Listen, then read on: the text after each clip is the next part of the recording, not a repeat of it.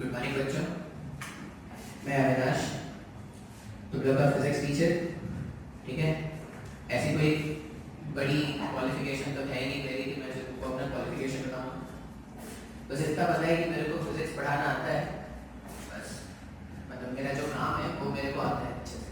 ठीक है, अच्छा ये जो कोर्स जो स्टार्ट हुआ है फिजिक्स का, ठीक है, मतलब मैं अगले 2 साल के लिए तुमको क्या करने वाला हूँ, फिजिक्स सिखाने वाला हूँ। अभी ये एक ऐसा टॉपिक है ना, जैसे अगर आप सोचोगे तो मेडिकल पॉइंट ऑफ व्यू से ये ऐसा सब्जेक्ट है जो बहुत लोगों को डराता है, हॉन्ट करता है बहुत सारे लोगों को। अब क्यों हॉन्ट करता है, मतलब फिजिक्स सुनते ही तुमने जब मेडिकल लिया होगा तो तुमने सीनियर से, चाहे तुमने अपने सगे संबंधी जो भी तुम्हारे भाई बंधु हैं, तुमने उनसे पूछा होगा कि भाई मेडिकल अगर मेरे को लेना है तो किसमें प्रॉब्लम होती होगी। तो 90% लोगों ने तुमको बोला होगा कि भाई देखो मेडिकल में बायो तो बहुत ही आसान होगा, बायो में तुमको इतना प्रॉब्लम नहीं होने वाला, केमिस्ट्री भी तुम कर लोगे, मेजर प्रॉब्लम तुमको फिजिक्स में आने वाला है, ऐसा तुमने सुना होगा। और अपन देखते भी है, अभी अपन को पढ़ाते हुए 5 साल हो गए, तो अपन देखते भी है कि जो मेडिकल वाले बच्चे होते हैं उनको फिजिक्स थोड़ा ज्यादा परेशान करता है। अब ये परेशानी क्यों आती है भाई, अगर मैं बोलूं कि ये परेशानी आ रही है तो क्यों आती है ये परेशानी, तो इसका सबसे बड़ा जो रीजन है ना, वो लोग मैथ्स से डर कर या मैथ्स से बचकर वो मेडिकल की तरफ आए हैं। उनको लगता है कि भाई अपन अगर मेडिकल स्ट्रीम में चले जाएंगे ना तो ये जो मैथ्स नाम का भूत है उससे पीछा छूट जाएगा, ये मैथ्स हमको नहीं मिलने वाला। तो अगर आप ऐसा सोच के आपने बायो लिया है तो आप गलत सोच रहे हो। बिना मैथ्स के आप किसी भी कॉम्पिटिटिव एग्जाम, मतलब बिना मैथ्स के आप एम्स तो छोड़ दो, आप नीट में या जो स्टेट इंजीनियरिंग कॉलेजेस के जो एग्जाम्स होते हैं उसमें भी अच्छा स्कोर नहीं कर सकते। तो आपको क्या करना पड़ेगा ना, पर ऐसा नहीं कि अगर मैं बोल रहा हूँ कि मैथ्स मतलब फिर से वो अपने को परसेंटेज, प्रॉफिट, लॉस और ये सब पढ़ना पड़ेगा क्या, नहीं भाई। मैथ्स का मतलब मैं बोल रहा हूँ यहाँ पर तुम्हारा बेसिक कैलकुलेशन, अगर तुम्हारा बेसिक कैलकुलेशन अच्छा है, बेसिक कैलकुलेशन में क्या आता है, तुमको ना एक तो टेबल्स याद होनी चाहिए, तुम ना मल्टीप्लिकेशन से, डेसिमल से, इनसे अगर तुम देख के डर रहे हो ना तो तुम्हारा कैलकुलेशन। अब क्या होता है ना बच्चे, फिजिक्स देखो, फिजिक्स एक ऐसा सब्जेक्ट है जिसमें क्या होगा, कुछ कंटेंट पार्ट होगा और कुछ कैलकुलेशन पार्ट होगा, और दोनों का जो एमालगम है, दोनों का जो मिक्सचर है, वही क्या होता है फिजिक्स में क्वेश्चंस बनते हैं। मतलब आपको कंसेप्ट भी जानने हैं फिजिक्स में और आपको क्या करना है, मैथ्स अप्लाई करके उसको सॉल्व भी करना है। तो अगर मैं बोलूं कि अगर मैं फिजिक्स के बारे में बताऊं ना, तो मैथ्स क्या है, maths is the language of physics. अगर आपको मैथ्स में प्रॉब्लम है तो शायद आपको फिजिक्स में भी प्रॉब्लम होगा। अब मैथ्स का मतलब मैं ये नहीं बोल रहा कि जो ट्रिग्नोमेट्री तुमने 10th में सीखा था या जो तुमने नहीं सीखा 10th में, या जो तुमने बड़े मैथ्स के कैलकुलेशंस किए थे, सर ये होता है वो होता है। मैथ्स में क्लास 10 में बोलूं तो अपन ने क्या किया था, अलजेब्रा पढ़ा था, ज्योमेट्री पढ़ा था, ये सब जो पढ़ा था, तो जो भी तुम्हारे बेसिक्स है ना वो तुमको स्ट्रॉन्ग करने पड़ेंगे, वो बहुत जरूरी है। और बेसिक में मैं क्या बोल रहा हूँ, बेसिक में मैं बोल रहा हूँ कि आपकी बेसिक कैलकुलेशन, बहुत सारे स्टूडेंट्स मैंने ऐसा देखा है जिनको अभी भी डेसिमल्स के मल्टीप्लिकेशन में प्रॉब्लम है, जिनको अभी भी डेसिमल्स के डिवीजन में प्रॉब्लम है। अगर डेसिमल्स के मल्टीप्लिकेशन में प्रॉब्लम है, डेसिमल्स के डिवीजन में प्रॉब्लम है, तो फिजिक्स में आपको प्रॉब्लम हो जाएगा। तो फिर से जो प्रॉब्लम आएगा ना वो फिजिक्स में नहीं आएगा, कंटेंट तो बहुत छोटा है फिजिक्स का अगर मैं बोलूं जो थ्योरी पार्ट है वो लिमिटेड है, ऐसा नहीं कि थ्योरी पार्ट बहुत ज्यादा है। इसमें क्वेश्चंस जब भी आप देखना, जब भी अपन क्वेश्चन सॉल्व करेंगे ना तो फिजिक्स के जो कांसेप्ट होंगे वो स्टार्टिंग के 2 से 3 लाइन में खत्म हो जाएंगे। क्वेश्चंस में 2 से 3 लाइन ही फिजिक्स के कांसेप्ट वाले होंगे, उसके बाद का जो भी फाइनल आंसर्स तक पहुंचना होगा वो मैथ्स के थ्रू होने वाला है। और मैथ्स में ये आएगा तुम्हारा बेसिक कैलकुलेशन। बेसिक कैलकुलेशन में एक तो तुमको टेबल्स आने चाहिए, तुमको थोड़ा बहुत ज्योमेट्री आना चाहिए कि पैरेलल लाइंस क्या है, ट्रायंगल की प्रॉपर्टी क्या है, क्वाड्रिलेटरल की प्रॉपर्टी क्या है, ये जो बेसिक ज्योमेट्रीज हैं ये तुमको आना चाहिए, बेसिक ज्योमेट्री तुमको आना चाहिए, थोड़ा बहुत कैलकुलेशन आना चाहिए। और डेसिमल्स का जो डर है वो इस तरह से जो भी होता है उसको तुमको क्या करना पड़ेगा, हटाना पड़ेगा। अगर तुम इतना कुछ कर लोगे ना प्रायर टू योर सब्जेक्ट के स्टार्टिंग से पहले अगर तुमने इतना कुछ कर लिया ना तो तुमको सीरियसली बोल रहा हूँ कोई प्रॉब्लम नहीं होगा, ठीक है। अच्छा, जैसे अगर मैं लेक्चर का या अगर मैं टॉपिक्स का डिवीजन करूँ ना तो सबसे पहला टॉपिक जो मैं आपको सिखाऊंगा वो क्या सिखाऊंगा, मैं वेक्टर्स आपको सिखाने वाला हूँ। सबसे पहले हम क्या करेंगे, वेक्टर्स के बारे में बात करेंगे। तो वेक्टर्स में क्या होगा, तुम देखोगे कि सर वेक्टर्स में तो ज्योमेट्री का बहुत ज्यादा एप्लीकेशन आ रहा है, तो वेक्टर्स के जो क्वेश्चंस होंगे, अब वेक्टर्स का थ्योरी जो होगा ना 1 से 2 दिन में मैं थ्योरी पार्ट खत्म कर दूंगा, और उसके बाद 10 लेक्चर जो चलेंगे ना वेक्टर में वो सिर्फ न्यूमेरिकल्स। अब वो जो न्यूमेरिकल्स होंगे वो कुछ तुम्हारे बेसिक अंडरस्टैंडिंग में होंगे और वो कुछ न्यूमेरिकल्स क्या होने वाले हैं, कुछ न्यूमेरिकल्स तुम्हारे कैलकुलेशंस में होने वाले हैं। तो अपने को क्या करना है, फिजिक्स से डर हटाने के लिए, फिजिक्स में बोल रहा हूं फिजिक्स खुद में बहुत ही आसान है, फिजिक्स को मुश्किल बनाता है वहां पे यूज होने वाला मैथमेटिक्स। तो कोई भी अगर बोलता है कि सर फिजिक्स टफ है तो उसने कभी फिजिक्स पढ़ा ही नहीं है भाई, फिजिक्स खुद में बहुत ही आसान है।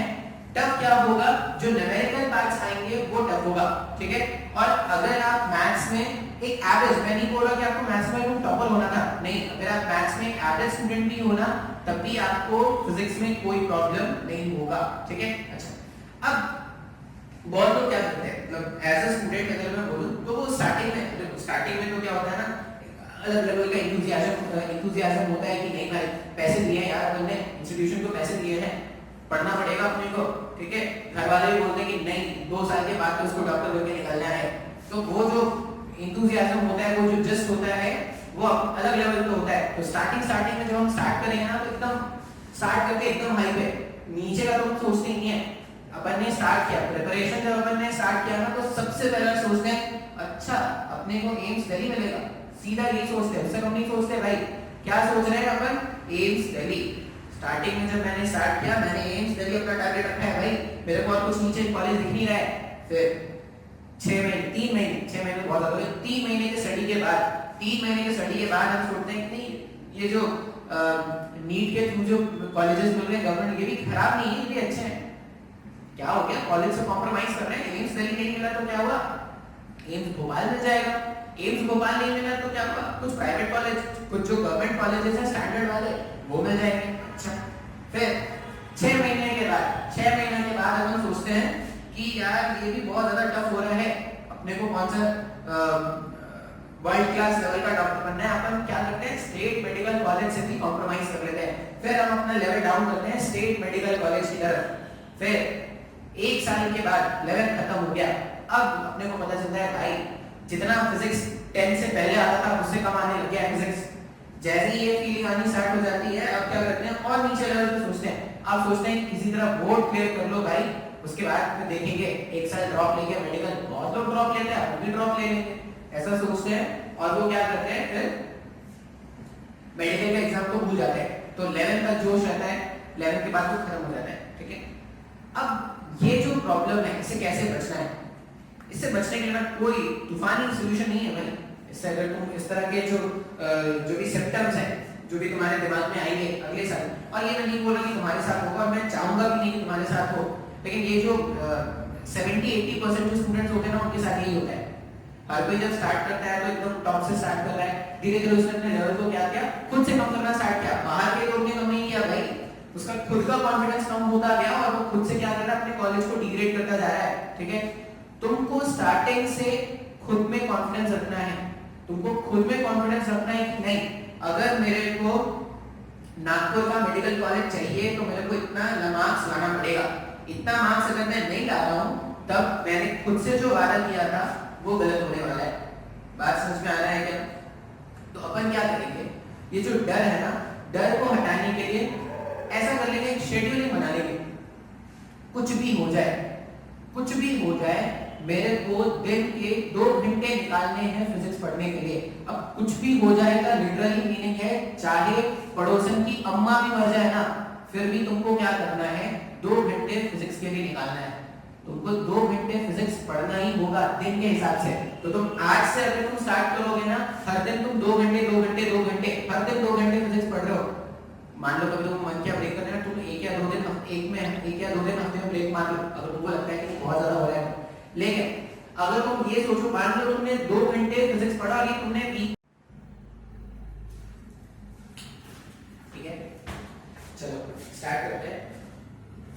अब क्या करना है, लेक्चर स्टार्ट करना है, ठीक है। हमेशा याद रखना फिजिक्स प्रॉब्लम होगा, स्टार्टिंग में आपको लगेगा कि फिजिक्स बहुत ज्यादा प्रॉब्लम दे रहा है, कुछ नहीं समझ में आ रहा, बेकार होने वाला है, लेकिन तुमको लगे रहना है, तुमको लगे रहना है। जब तक तुमको वो फीलिंग नहीं आती स्टार्ट करना कि नहीं अब अपने को समझ में आ रहा है भाई, अब कोई भी क्वेश्चन आएगा अपन सॉल्व करके दिखाएंगे, जब तक ये वाली फीलिंग आनी स्टार्ट नहीं होगी ना, तब तक तुमको लगे रहना पड़ेगा।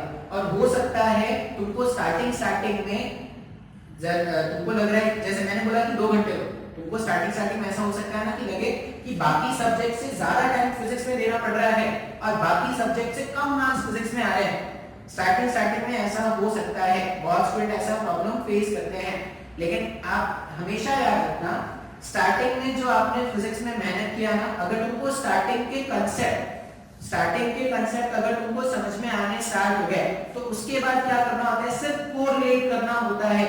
मतलब जो स्टार्टिंग में तुमने सीखा उसको बस आगे कोरिलेट करते जाना है। मैं अगर तुमको बताऊं ना, तो पूरा फिजिक्स फोर्स से स्टार्ट होगा और फोर्स पे ही खत्म हो जाएगा।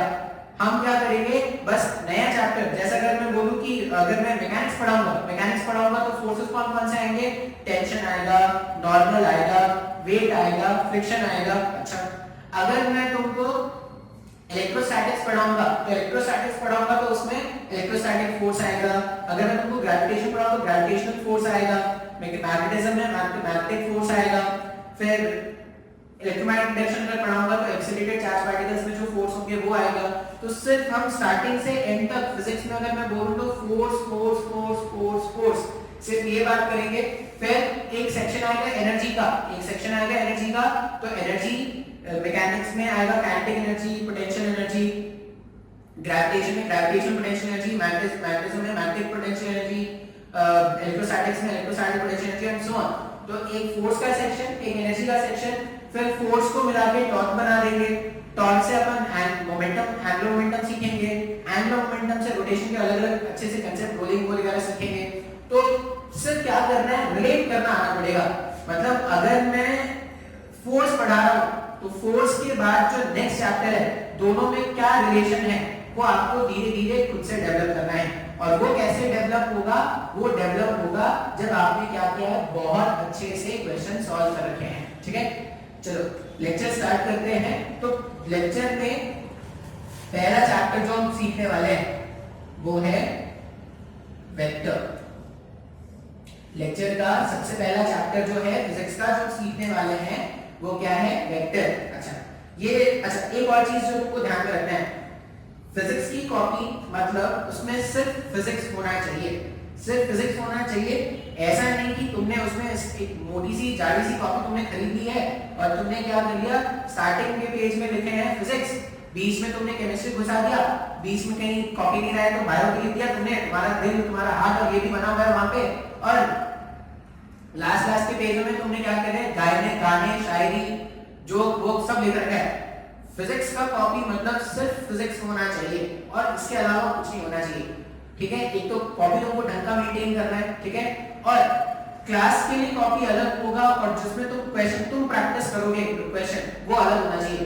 ऐसा नहीं कि क्लास की कॉपी में खुद भी प्रैक्टिस कर रहे हैं, क्लास की कॉपी में सिर्फ क्लास में जो हो रहा है वही लिखना है, इसके अलावा कुछ नहीं।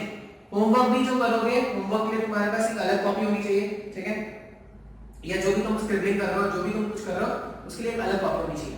एक तो तुमको कॉपी का ध्यान रखना है।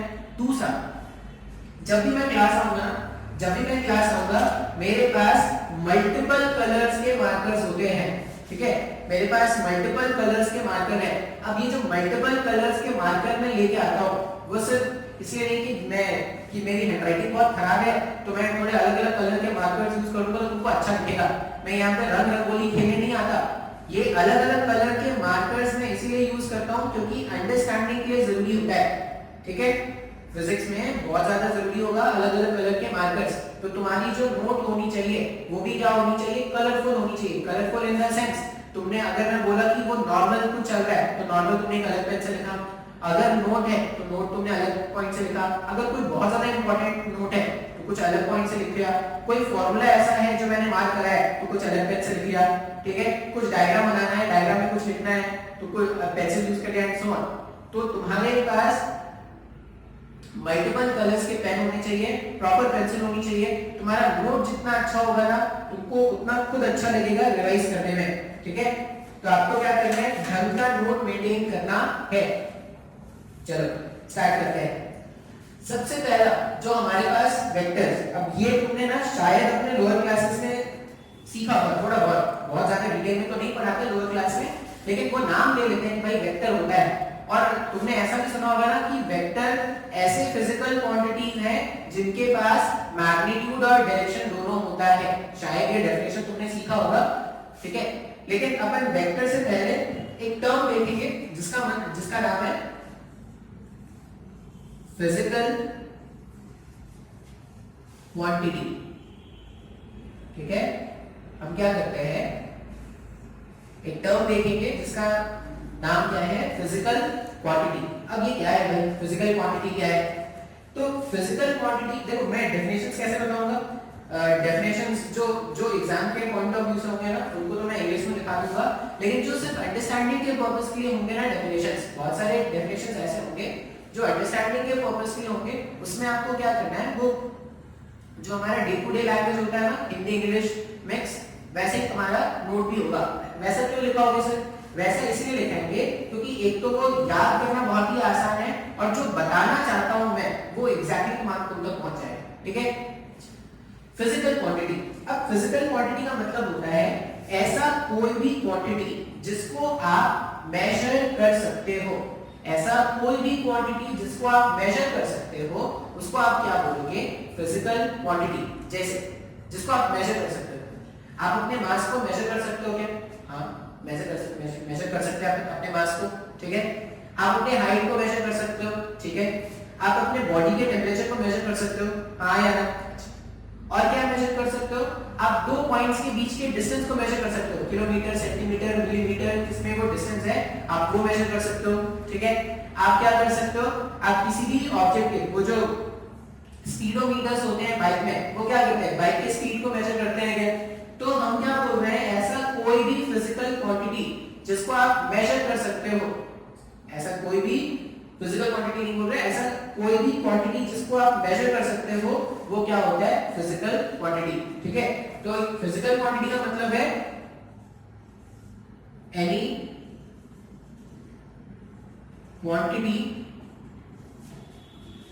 which can be measured, which can be measured, ऐसा कोई भी क्वांटिटी जिसको मेजर किया जा सकता है उसको हम क्या बोलेंगे, physical quantity.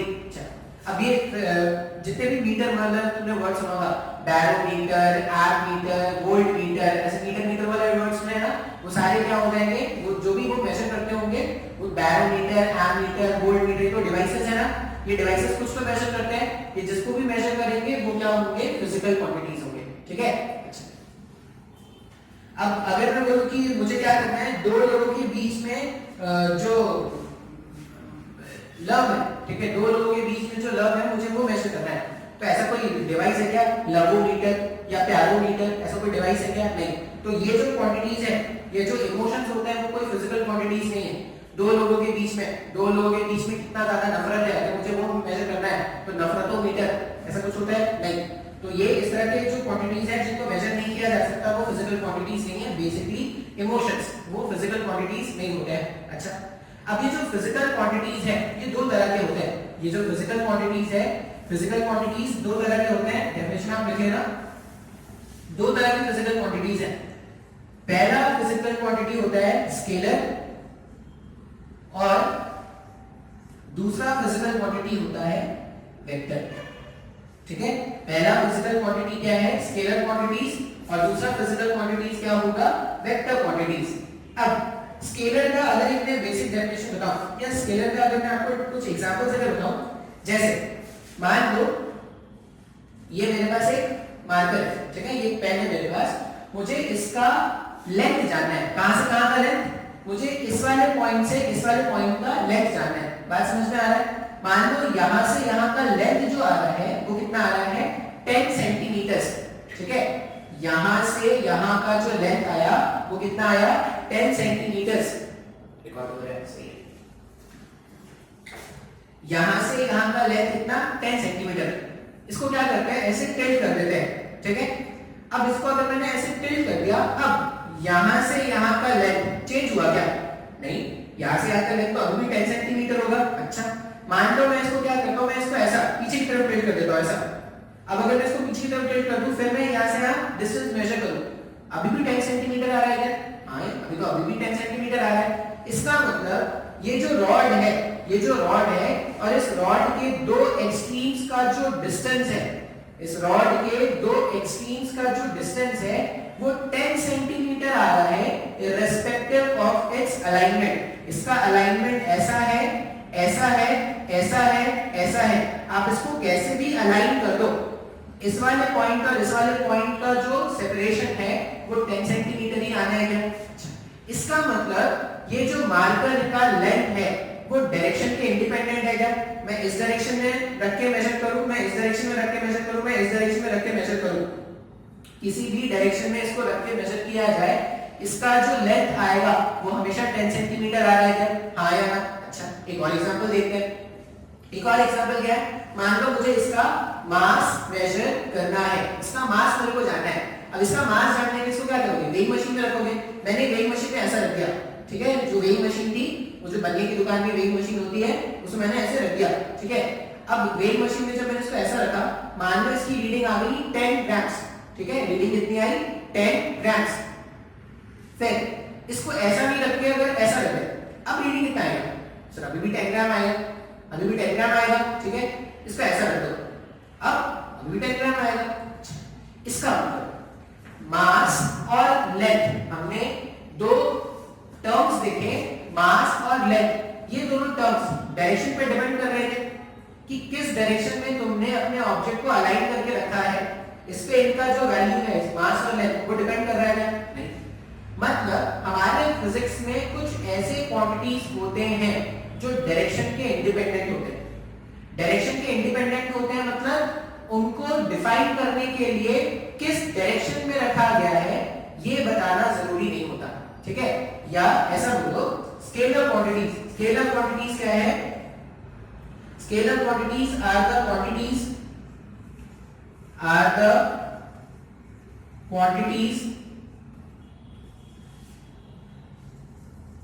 which have only magnitude। अब ये मैग्नीट्यूड कहां से आ गया सर? मैग्नीट्यूड क्या है? मैग्नीट्यूड का मतलब होता है न्यूमेरिकल वैल्यू। न्यूमेरिकल वैल्यू जैसे जैसे इसका लेंथ 10 सेंटीमीटर एक न्यूमेरिकल वैल्यू का आ गया, हाँ या ना? फिर इसका जो मास 10 ग्राम एक न्यूमेरिकल वैल्यू का आ गया। तो स्केलर क्वांटिटीज ऐसे क्वांटिटीज होंगे जिनको डिफाइन करने के लिए सिर्फ एक न्यूमेरिकल वैल्यू बता दो काफी है। तुमने किस डायरेक्शन में रख के ये न्यूमेरिकल वैल्यू फाइंड किया है उससे फर्क नहीं पड़ता। तो हम क्या बोल रहे हैं कि फिजिक्स जो मेरे पास स्केलर क्वांटिटीज हैं वो ऐसे क्वांटिटीज होते हैं जिनको डिफाइन करने के लिए सिर्फ मैग्नीट्यूड काफी है, मैग्नीट्यूड के अलावा और कुछ नहीं बताना पड़ता। जैसे मैंने बोला कि एक इंसान है भाई, एक इंसान है जिसका मास है 60 केजी, अगर उसका मास 60 केजी है तो उसमें डायरेक्शन बताना पड़ता है क्या कि इंसान ने ऐसे करके मास मेजर किया है, इंसान ने ऐसे मास मेजर किया है, इंसान ने ऐसे मास मेजर किया है, वो बताना पड़ता है क्या? नहीं। 60 केजी का इंसान है भाई, तुम उसको वेइंग मशीन में कैसे भी रख दोगे 60 केजी का इंसान 60 केजी ही आएगा। बात समझ में आ रहा है? तो अपन ने क्या बोला, हमारे फिजिक्स में कुछ ऐसे क्वांटिटीज होते हैं जिनको डिफाइन करने के लिए डायरेक्शन की जरूरत नहीं होती। या ऐसा बोल दो कि फिजिक्स में कुछ ऐसे क्वांटिटीज हैं जिनका डायरेक्शन से कोई लेना देना नहीं है। उस तरह की फिजिकल क्वांटिटीज को हम क्या बोलते हैं? स्केलर। स्केलर के एग्जांपल्स क्या हैं? तो स्केलर के एग्जांपल्स हैं मास, लेंथ, मास, लेंथ, करंट एक्सेट्रा। ठीक है, ये हमारे पास स्केलर के कुछ एग्जांपल्स हो गए, कुछ बेसिक एग्जांपल्स हैं। ठीक है, अब अपने को ना स्केलर के बारे में नहीं पढ़ना ज्यादा, स्केलर तो पढ़ा ही है, आज से पहले जो भी पढ़ते थे स्केलर ही तो पढ़ रहे थे, तुम स्केलर के बारे में ज्यादा नहीं बात करना है, हमें बात करना है इसके बारे में, वेक्टर के बारे में। ठीक है, अब मैंने क्या बोला, स्केलर क्या था, स्केलर ऐसा क्वांटिटी है जिनको डिफाइन करने के लिए, स्केलर ऐसे क्वांटिटीज थे जिनको डिफाइन करने के लिए सिर्फ मैग्नीट्यूड काफी था, मैग्नीट्यूड के अलावा मेरे को कुछ नहीं बताना। जैसे लेंथ बताना है तो लेंथ सिर्फ बता दो कि भाई कितना है, तुमको ये कभी नहीं बताना कि लेंथ किस डायरेक्शन में है। बात समझ में आ रहा है क्या? अच्छा, वेक्टर, वेक्टर समझने का बेस्ट एग्जांपल होता है फोर्स। अगर वेक्टर समझना है ना तो इसका बेस्ट एग्जांपल होता है फोर्स। अब ये फोर्स क्यों ले रहे हैं, क्योंकि फोर्स ऐसा टर्म है ना, ये ऐसा फिजिकल क्वांटिटी है जो हमने पहले कभी सुना है, पहले कभी हमने फोर्स थोड़ा बहुत तो जानते ही होंगे फोर्स के बारे में, इसलिए हम लोग क्या करेंगे, वेक्टर को समझने के लिए फोर्स के एग्जांपल बार बार लेंगे। अच्छा, अब देखो एक कैसा एग्जांपल है, मान लो, ध्यान से देखना है, अपने को एक ऑब्जेक्ट है। ठीक है, कितने का ऑब्जेक्ट है, मान लो 10 केजी का ऑब्जेक्ट है, ऑब्जेक्ट है 10 केजी का ऑब्जेक्ट है और ये ग्राउंड पर ऐसे रखा हुआ है।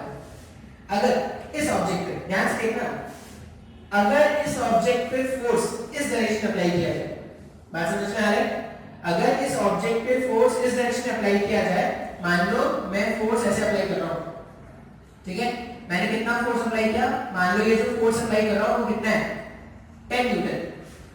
ठीक है, ये जो फोर्स मैं अप्लाई कर रहा हूं वो भी कितना है, 10 न्यूटन। अब जैसे मैं इस पे फोर्स अप्लाई करूंगा 10 न्यूटन का, ये 10 केजी का ब्लॉक आगे जाना स्टार्ट करेगा। हाँ यार, ये जो 10 केजी का ब्लॉक है वो आगे जाना स्टार्ट करेगा। अच्छा, तुमने अपने लोअर क्लासेस में पढ़ा है, क्या पढ़ा है, फोर्स इक्वल्स टू अम्मा, ऐसा पढ़ा है क्या, फोर्स इक्वल्स टू अम्मा। ये भाई बहुत ही बेसिक डेफिनेशन है, पूरे फिजिक्स में ये बार बार आएगा, फोर्स इक्वल्स टू मास। अब ये जो इक्वेशन है उसमें अगर आप देखोगे तो देखो मैंने फोर्स कितना, अच्छा ये इसमें क्या होता है, F stands for force, M stands for mass and A stands for acceleration of the object। अभी शायद आपको एक्सेलरेशन वगैरह थोड़ा बहुत पता है, नहीं भी पता है तभी अपन ये रिलेशन तो हमने पढ़ ही रखा है। ठीक है, लोअर क्लासेस में 8 9 10 में कभी भी अगर अपन ने अपनी आंखें खोली होगी, अगर मैं लेक्चर में सोया नहीं रहूंगा दिन भर, तो कुछ ना F इक्वल्स टू ma, ये तो अपने को पता ही होता है। अब इसमें अगर फोर्स का वैल्यू पुट करोगे, फोर्स कितना था 10, मास कितना 10, तो एक्सेलरेशन कितना आ गया, एक्सेलरेशन 1 मीटर पर सेकंड स्क्वायर का एक्सेलरेशन आ रहा है। हाँ या ना, अब ऐसा समझ लो कि कुछ तो होता है एक्सेलरेशन। हमने क्या बोला कि मैं इस पे अगर 10 मीटर का फोर्स इधर अप्लाई करूंगा तो उसमें एक्सेलरेशन कितना आ गया, 1 मीटर पर सेकंड स्क्वायर का आ गया। अच्छा, मान लो ये जो फोर्स है, मान लो ये जो फोर्स है वो 10 का नहीं होके अगर 30 का होगा, सेम ऑब्जेक्ट है, ये जो फोर्स है मैंने 10 न्यूटन का नहीं, अब मैंने 30 न्यूटन का फोर्स अप्लाई किया है। अगर आप 30 न्यूटन का फोर्स अप्लाई करते तो फोर्स कितना 30, मास तो अभी भी 10 into 8, तो इस केस में एक्सेलरेशन कितना आ जाता, 3 मीटर पर सेकंड स्क्वायर आ जाता है। हाँ या ना, इसका मतलब जब मैंने 10 न्यूटन का फोर्स लगाया तो इसमें जो इफेक्ट हुआ वो कुछ अलग था, जब इसमें 30 न्यूटन का फोर्स लगाया तो जो इफेक्ट आया वो कुछ और अलग है। इसका मतलब अगर मैं फोर्स के न्यूमेरिकल वैल्यू या मैं फोर्स के मैग्नीट्यूड को चेंज करता जाऊंगा तो जो इस ऑब्जेक्ट पे इफेक्ट होगा वो भी चेंज होता जा रहा है। तुम खुद से नोटिस कर सकते हो भाई, तुमने क्या किया, एक ब्लॉक रखा है, तुमने ऐसे हल्का सा धक्का दिया, वो कुछ थोड़ी दूर गया होगा, तुम ज्यादा जोर से धक्का दो, ज्यादा दूर जा रहा है। इसका मतलब क्या होगा, जो ब्लॉक पर इफेक्ट हो रहा है वो चेंज हो जा रहा है। अगर हल्का सा फोर्स लगाया, हल्का इफेक्ट हुआ, ज्यादा से ज्यादा जोर लगाओगे ज्यादा इफेक्ट होगा। बात समझ में आ रहा है? तो हमने क्या बोल रहे हैं, हम क्या बोल रहे हैं कि फोर्स जो है ये मैग्नीट्यूड पे तो डिपेंड कर रहा है। अगर मैं फोर्स के मैग्नीट्यूड को 10 रखता तो कुछ इफेक्ट होता है इस डायरेक्शन में, 30 रख दूंगा तो जो इफेक्ट 10 में हुआ तो उससे ज्यादा इफेक्ट होगा इस डायरेक्शन में। बात समझ में आ रहा है? तो एक बात तो मेरे को समझ में आ रहा है कि फोर्स का मैग्नीट्यूड बहुत ज्यादा मैटर करता है। कितना मैग्नीट्यूड का फोर्स मैंने लगाया है इस पे क्या होने वाला है, ब्लॉक पे इफेक्ट आने वाला है क्या। अच्छा, अब एक और बात है, एक और बात है जो यहाँ पे अपने को समझना है। क्या? अच्छा, जो भी मैं लिख रहा हूँ ना वो आपको लिखना पड़ेगा अपने कॉपी में। आप स्क्रीन पॉज कर करके नोट आपको खुद से बनाना होगा, अच्छे से नोट बनाना। नोट ऐसा बनाना कि तुमको अपने पास रखना है, तुमको खुद के लिए जानना है। देखो नोट इसलिए जरूरी होता है ना क्योंकि जब तुम रिवीजन करने बैठोगे ना, जब तुम रिवीजन करने बैठोगे तो अगर तुम्हारे पास एक ढंग का नोट है ना तो तुम बहुत ही आसानी से रिवाइज कर लोगे। बुक से रिवीजन करना, बुक से अगर पढ़ना आसान है तो बुक से रिवीजन करना भी बहुत ही मुश्किल होगा क्या। इसलिए मैं बोल रहा हूँ कि जो भी मैं नोट लिखाऊंगा ना वो ढंग से लिखना है। और अगर तुमको लग रहा है कि सर मेरा नोट तो मैं तो ढंग से नहीं बना पाऊंगा, तो तुम क्या करना, जैसे वो लॉकडाउन खुलेंगे, जैसे क्लासेस स्टार्ट होंगे, तुम क्या करना, चुपके से देखना, पहले सबसे दोस्ती करना, सबसे दोस्ती, सबसे फ्रेंडशिप कर लेना, सबसे फ्रेंडशिप कर लेना, फिर देखना कि किसने नोट अच्छे से बनाया है। और जैसे ही तुमको दिख गया कि हाँ भाई ये अपना बंदा है, ये अपनी बंदी है, इसने बहुत अच्छे से नोट बनाया है, चुपके से उसका नोट याद कर लेना। ठीक है, तो तुमको मैंने सजेशन दिया है, काम आएगा। नोट्स बहुत जरूरी है भाई, या तो खुद का नोट्स अच्छे से बना लो या क्या करना, किसी दूसरे के नोट को ढंग से गायब कर लेना, पता नहीं लगना चाहिए उसको। चोर ऐसा नहीं कि भाई चोरी करने के लिए मैं सिखा रहा हूँ, मैं तुमको चोरी करने के लिए सिखा रहा हूँ, लेकिन पकड़े मत जाना।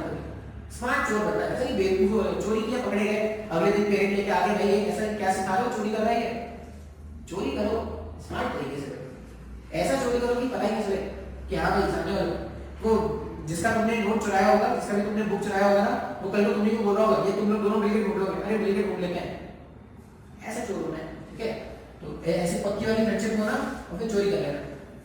अभी एक और चीज यहाँ पे जो देख रहे हैं, अभी मैंने क्या बोला था, मैंने फोर्स इधर अप्लाई किया ऐसा, अगर मैं फोर्स इस डायरेक्शन में अप्लाई कर रहा था तो ऑब्जेक्ट इधर चल रहा है, हाँ या ना, अच्छा बहुत सही। मान लो ये जो फोर्स है, ये फोर्स इस डायरेक्शन से नहीं, अगर मैं इस डायरेक्शन से अप्लाई करता 10 kg का ब्लॉक, फोर्स इस डायरेक्शन में नहीं, मैं बोल रहा हूं कि फोर्स मैं इस डायरेक्शन में अप्लाई करूं। अब अगर तुम इस डायरेक्शन में फोर्स अप्लाई करोगे तभी ब्लॉक में भाग गया क्या, नहीं। अब ब्लॉक के जो मूवमेंट का डायरेक्शन है वो चेंज हो गया है, मतलब ब्लॉक में जो इफेक्ट जनरेट हो रहा था वो अभी भी चेंज हो गया है। अगर फोर्स इस तरफ था तो ब्लॉक भी उधर भागा, अगर फोर्स इस तरफ है तो ब्लॉक इधर आ जाएगा। मान लो फोर्स इस तरफ होता तो ब्लॉक ऊपर जाता है, हाँ या ना। तो हम दो चीजें देख रहे हैं, क्या ये ब्लॉक पर जो इफेक्ट होने वाला है फोर्स का, इस ब्लॉक पर फोर्स का जो इफेक्ट होने वाला है वो दो तरीकों से चेंज हो रहा है। कैसे, या तो तुम फोर्स का मैग्नीट्यूड चेंज कर लो तभी इसमें जो इफेक्ट होगा वो चेंज हो जाएगा, या तुम फोर्स का डायरेक्शन चेंज कर लो तभी जो इसमें इफेक्ट जनरेट होना है वो चेंज हो जाएगा, हाँ या ना। तो अगर मैं बोलूं कि फोर्स, अगर मैं बोलूं कि फोर्स, तो उसको डिफाइन करने के लिए क्या चाहिए, सिर्फ मैग्नीट्यूड काफी है क्या। मैं बोल रहा हूं कि भाई एक ऑब्जेक्ट है 10 kg का, ऐसे रखा हुआ है, इस पे 10 न्यूटन का फोर्स लगाओ। जैसे मैंने ये स्टेटमेंट बोला, तुम बोल रहे सर किस डायरेक्शन में, तुम पूछोगे ना मुझसे कि सर किस डायरेक्शन में, आपने बोला कि भाई इस ब्लॉक पे 10 न्यूटन का फोर्स लगाओ, तो नेक्स्ट क्वेश्चन तुम्हारा होगा सर किस डायरेक्शन में, इस डायरेक्शन में लगाएंगे तो इधर भागेगा, इस डायरेक्शन में लगाएंगे तो इधर भागेगा, इस डायरेक्शन में लगाएंगे तो इधर भागेगा। बात समझ में आ रहा है क्या। तो अगर मैं बोल रहा हूं कि मुझे फोर्स डिफाइन करना है तो फोर्स में सिर्फ मैग्नीट्यूड काफी है क्या, नहीं, सिर्फ मैग्नीट्यूड काफी नहीं है, डायरेक्शन भी बनाना पड़ेगा। बिना डायरेक्शन के फोर्स का डेफिनेशन अधूरा है क्या। मैं बोल रहा हूं कि मैंने क्या किया है, मैंने इस पे फोर्स लगाया है, इस डायरेक्शन से मैंने फोर्स लगा दिया, तो मैंने तुमको मैग्नीट्यूड नहीं बताया, तुम इसका इफेक्ट बता सकते हो क्या, फोर्स का इफेक्ट क्या होने वाला है, नहीं सर अभी भी नहीं बता सकते। 10 का इफेक्ट अलग होता था, 30 का इफेक्ट अलग होता था। इसका मतलब अगर मुझे कभी भी फोर्स को डिफाइन करना है या फोर्स के बारे में मुझे 100% नॉलेज चाहिए तो मुझे मैग्नीट्यूड भी बताना पड़ेगा और किस डायरेक्शन में उस फोर्स को अप्लाई किया गया है ये भी बताना पड़ेगा। बात समझ में आ रहा है क्या, हाँ या ना। मतलब अगर मुझे फोर्स डिफाइन करना है, अगर मुझे फोर्स डिफाइन करना है तो मैग्नीट्यूड भी बताना है और डायरेक्शन भी बताना है। क्लियर है क्या। बिना मैग्नीट्यूड के फोर्स अधूरा, बिना डायरेक्शन के भी फोर्स अधूरा। फोर्स पूरा कब, जब तुमने मैग्नीट्यूड भी बताया और तुमने डायरेक्शन भी स्पेसिफाई किया, हाँ या ना। तो इस तरह के फिजिकल क्वांटिटीज जिनको डिफाइन करने के लिए मैग्नीट्यूड और डायरेक्शन दोनों चाहिए, उन तरह के फिजिकल क्वांटिटीज को ही वेक्टर क्वांटिटीज कहते हैं। तो वेक्टर क्वांटिटीज क्या हो गया। अच्छा ये जो मैंने लाइन भी बोला था ना, मैंने अभी एक लाइन बोला था, स्क्रीन पॉज करके देखना, वैसे तुमको लिखना है वेक्टर क्वांटिटी। देखो कोई भी स्कूल कॉलेज या किसी का एग्जाम में तुमसे नहीं पूछना है कि what do you mean by vector quantity, तुमको एक खुद के अंडरस्टैंडिंग में समझ में आना चाहिए। तो खुद का अंडरस्टैंडिंग कैसे याद रखेंगे हम, ऐसा लिखेंगे, नोट क्या होना चाहिए, ऐसे फिजिकल क्वांटिटी, जैसे मैसेज लिखते हैं ना, ऐसे फिजिकल क्वांटिटी जिनको जिनको डिफाइन करने के लिए मैग्नीट्यूड और डायरेक्शन दोनों स्पेसिफाई करने पड़ते हैं, दोनों स्पेसिफाई करने पड़ते हैं। उन्हें वेक्टर क्वांटिटी कहते हैं, उन्हें वेक्टर क्वांटिटी, उन्हें वेक्टर क्वांटिटी कहते हैं। अब थोड़ा फिजिक्स में याद रखना, जब भी आप नोट लिखो ना तो इज्जतदार नोट लिखना है। इज्जतदार नोट मतलब ऐसे, उन्हें, ऐसा नहीं कि उसे नहीं, थोड़ा इज्जत। वेक्टर बहुत ही इज्जतदार इंसान है भाई, तो कैसे बोलेंगे, उन्हें, उनके लिए, फिर और जितने भी आपके लिए, जी ऐसा जो इज्जतदार वर्ड होते हैं ना वैसे यूज करना है, ठीक है। तो इस तरह से आपको क्या करना है, वेक्टर का डेफिनेशन याद रखना है। स्कूल कॉलेजेस में क्या लिखोगे, vector quantities are those quantities which requires magnitude and direction both for their definition. इस तरह से अगर तुम लिखोगे तो तुम्हारा स्कूल कॉलेज भी हो गया, इस तरह से लिखोगे तो तुम्हारे के लिए है, तुम्हारे अंडरस्टैंडिंग के लिए है। और दो ऐसा कोई भी डेफिनेशन होगा ना जो स्कूल कॉलेजेस में पूछे जाते हैं तो मैं उसको ढंग से लिखा दिया करूंगा, लेकिन जो भी डेफिनेशन ऐसे हैं वो जो सिर्फ एक बेसिक अंडरस्टैंडिंग के लिए है उसको मैं ऐसे ही लिखाऊंगा हमेशा। बात समझ में आ रहा है क्या? तो आप क्या करोगे, इस तरह से वेक्टर क्वांटिटी का डेफिनेशन लिखोगे। तो स्केलर क्वांटिटी क्या था, जिनको डिफाइन करने के लिए सिर्फ मैग्नीट्यूड काफी था। वेक्टर क्वांटिटी डिफाइन करने के लिए मैग्नीट्यूड भी चाहिए, डायरेक्शन भी चाहिए, उनको अपन क्या बोलेंगे, वेक्टर क्वांटिटी। वेक्टर्स के कुछ एग्जांपल्स अगर मैं बताऊं तो एक एग्जांपल तो फोर्स अपन बार-बार यूज करेंगे। फोर्स वेक्टर्स के अंडरस्टैंडिंग के लिए बहुत ज्यादा जरूरी है। एक एग्जांपल फोर्स, फिर तुम अपने लोअर क्लास में सीखा होगा डिस्प्लेसमेंट, वेलोसिटी, एक्सेलरेशन, ये सब भी क्या है, वेक्टर्स के एग्जांपल है। बात समझ में आया है क्या? तो इतना क्या करना है अपने को नोट कर लेना है। तो हमने क्या कर लिया, हमने फिजिकल क्वांटिटी क्या है ये सीख लिया, स्केलर क्वांटिटीज क्या है ये सीख लिया, और वेक्टर क्वांटिटीज क्या है ये सीख लिया। अब ये जो चैप्टर है उसमें स्केलर्स के बारे में बात नहीं करेंगे, हम किसके बारे में बात करेंगे, वेक्टर्स। तो अपन क्या करने वाले हैं, जो भी होगा पूरा डिटेल से अपन क्या पढ़ेंगे, वेक्टर्स पढ़ेंगे। तो आज के लिए इतना रहने देते हैं, आज तो बस इंट्रोडक्शन टाइप का था, तो आज के लिए इतना रहने देते हैं। कल से अपन क्या करेंगे, वेक्टर्स स्टार्ट करेंगे फुल फ्लेजेडली, ठीक है।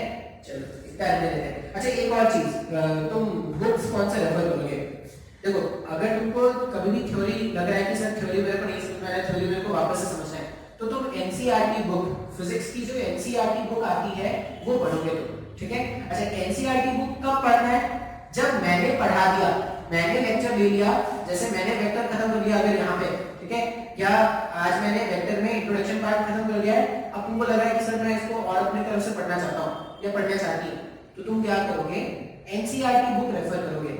बहुत सारे साइड बुक्स हैं मार्केट में, एररलेस, फेररलेस, प्रदीप, जयदीप, तुमको बहुत सारे साइड बुक्स मिलेंगे, एबीसी, एक्सवाईजेड, झंडू बंडू जो भी मिलेंगे, ठीक है, सब बेकार है, सब बेकार है। बेकार इसीलिए है क्योंकि जरूरत से ज्यादा इन्होंने क्या रखा है, बेकार बातें लिख रखी है। तुमको थ्योरी उतना ही जानना है जितना अपने मतलब का है, ठीक है। ऐसा नहीं कि तुम क्या करोगे, वो प्रदीप जयदीप बुक लेके बैठ गए, एररलेस लिख बैठ गए, खत्म ही नहीं हो रहा है, इतना बड़ा लिख रखा है, खत्म ही नहीं हो रहा है। एनसीईआरटी बुक पढ़ो और एनसीईआरटी बुक के हर एक लाइन तुमको समझनी है। एनसीईआरटी बुक में लिखा हुआ हर एक लाइन समझना है, हर एक लाइन इंपॉर्टेंट है। अगर तुमको एनसीईआरटी बुक तुमने पढ़ा और तुमको प्रॉब्लम हो रहा है, सब नहीं समझ में आ रहा है, इसका मतलब तुमने क्लास में लेक्चर ढंग से नहीं अटेंड किया था। क्लास का लेक्चर अगर तुमको अच्छे से समझ में आया होगा तो एनसीईआरटी बुक में लिखा हुआ हर एक बात समझ में आना चाहिए। और अगर प्रॉब्लम हो रहा है तो तुम मुझसे पूछ सकते हो, ठीक है। तो थ्योरी के लिए तुम एनसीईआरटी बुक फॉलो करोगे और प्रॉब्लम के लिए तुम डीसीपी सॉल्व करोगे, ठीक है।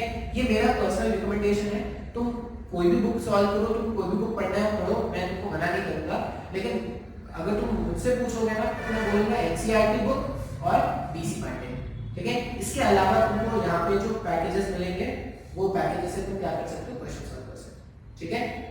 चलो इतना ही रह गया है।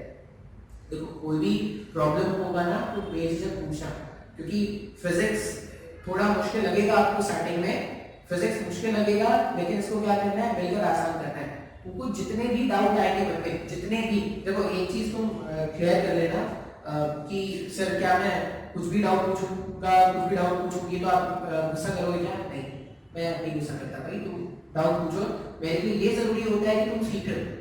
तुम अगर एकदम बेकार से बेकार भी डाउट पूछोगे ना तब भी मैं हेल्प करूंगा, ठीक है। तो तुम्हारे मन में किसी भी तरह का डाउट आता है ना, तुमको लगता है कि सर ये तो बहुत छोटा है, ये तो बहुत बेकार सा डाउट है जो मैंने पूछ लिया, देखो तुम्हारे मन में डाउट है, तुमको क्लियर कराना है।